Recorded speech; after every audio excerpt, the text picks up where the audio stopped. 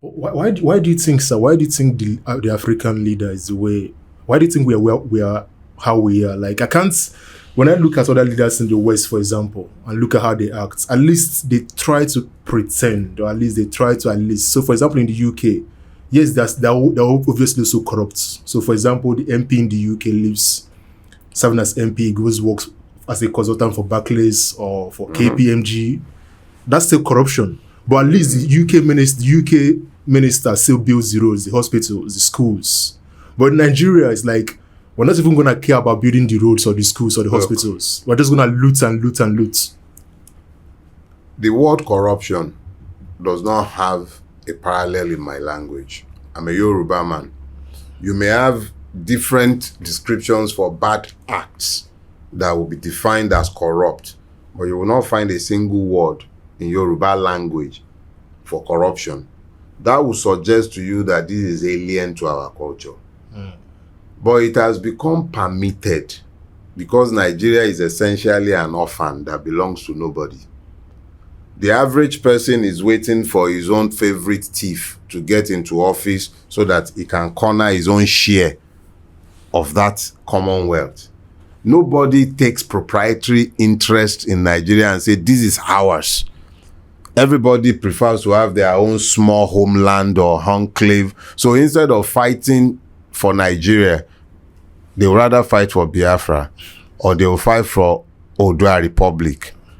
So when the person who is destroying Nigeria is busy destroying Nigeria, if it's from their own part of Nigeria, he too will pack the cabinet with his own type so that he breaks the solidarity of the victims who should have focused on what is right and what is wrong, but are now distracted on account of ethno-religious differences.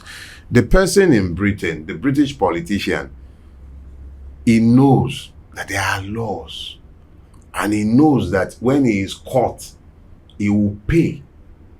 He knows that nobody will bend that rule for him. Maybe they will bend the rule for Andrew. Yeah.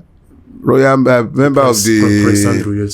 member of the royal family. They might bend the rules for him, but nobody is going to bend the rule for average Joe politician. If he's caught, he will go to prison. I recall a few years ago there was a brigadier general, retired brigadier general. He was accused of having taken education benefit for one of his sons to the tune of about £50,000 or thereabout, more than he was entitled, either £5,000 or £50,000. I can't readily remember now. But what was instructive is that this man was recalled from retirement. He was court-martialed. Wow. He was dismissed from the British Army, and he was imprisoned. Wow. All he did was that he claimed more than he was entitled to in child education benefit. At the time this was happening, multiple Nigerian thieves who have stolen Nigeria blind were busy buying houses up and down Britain. Yeah.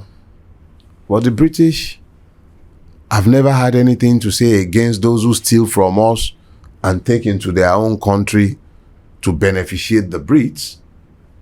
But of course, why would they say anything when it beneficiates them? Yeah. So it's easy to talk about how British has done this, that the British have done this or have done that. The difference, the critical difference, is in the rule of law.